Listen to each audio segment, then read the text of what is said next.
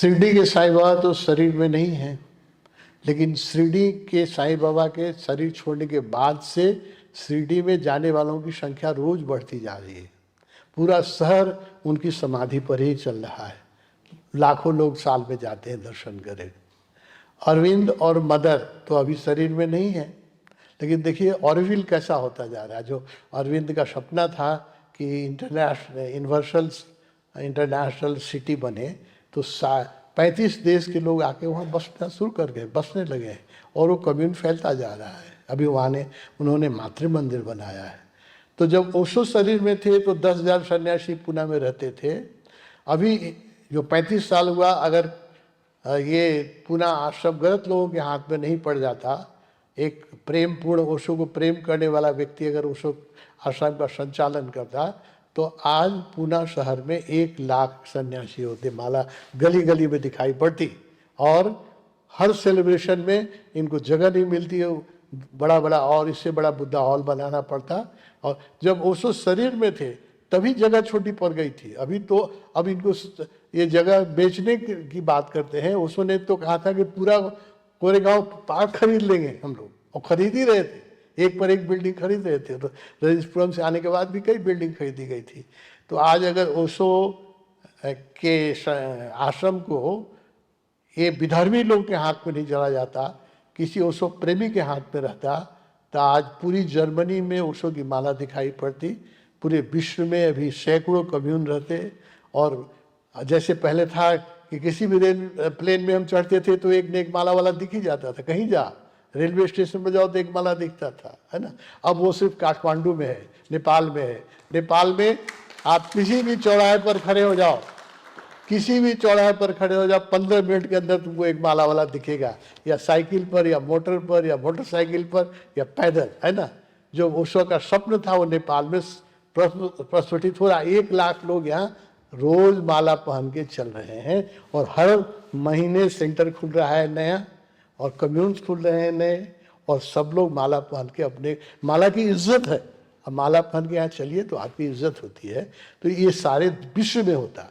India में पुणे शहर तो पूरा लाल होता, और आज भगवान की वैसी ही प्रतिष्ठा होती। जैसे रामकृष्ण परमहंस विवेकानंद का नाम लेके भारत की सरकार भी गौरवान्वित होती है। ओशो के नाम क्यों नहीं लेते हैं लोग? क्योंकि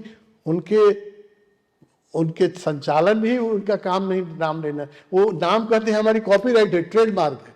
ओशो नाम लोगे तो हम तुम पर केस कर देंगे। अब सोचिए, अब कैसे ओशो का आप नाम लीजिएगा, कैसे ओशो की बोर्ड बनाइएगा, है ना।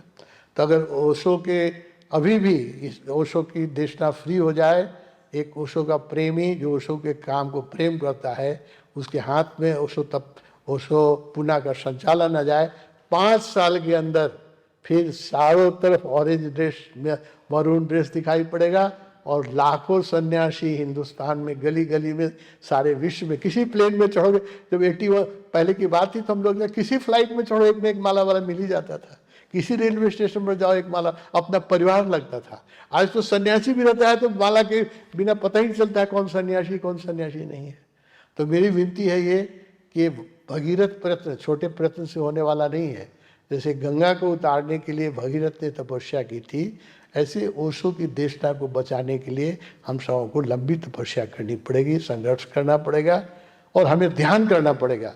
मेरा सबसे आग्रह है कि ओशो का जो मिनिमम एजेंडा था कि प्रत्येक दिन 1 घंटा ध्यान, माला, मरून और वस्त्र, ये मिनिमम एजेंडा को तो हम सब सन्यासी पालन शुरू कर दें, तो बहुत जल्दी ही ये काले बादल छट जाएंगे, और फिर से ओशो के चांद को जो काले बादलों ने छुपा दिया है, ओशो तो चंद्रमा हैं, उनका नाम ही रजनीश है, वो रजनीश का चांद फिर चमकेगा। ये हमारी कमजोरी से उस पर काले बादल छाए हुए हैं। ये काले बादलों को हटाना है, उनको समझाना है। जो कुछ लोग भी भ्रमित हैं, जिनकी बुद्धि भ्रमित है, कोई समझाने वाला नहीं है, उनका दोष नहीं है, उनको समझाना है। कुछ लोग जो इसीलिए नियुक्त ही हुए हैं कि उसके के काम को खराब करें, उनको पता है क्या कर रहे हैं, उनको भी माफ़ी मांगे हो।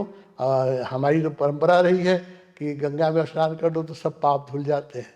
तो जितने OFI वाले हैं ऋषिकेश में, हरिद्वार में जाके स्नान करें, गंगा जल पिए और अपना पाप को धोएं।